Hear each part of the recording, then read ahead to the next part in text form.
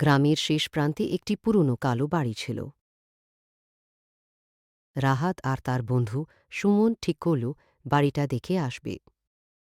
হঠাৎ দরজাটা নিজে থেকেই খুলে গেল।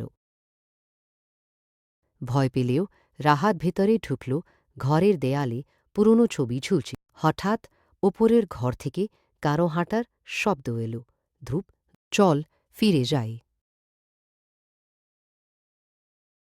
ঠিক তখনই টর্চের আলো নিভে গেল। চারদিকে অন্ধকার। হঠাৎ এক সাদা ছায়া তাদের সামনে দেখা দিল। লম্বা চুল, ফ্যাকাশ। রাহাত চিৎকার করে দৌড় দিল, কিন্তু দরজা বন্ধ।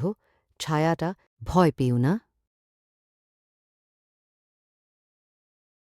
বহু বছর আগে চোরেরা আমাকে মেরে বাড়ির ধন লুট করেছিল।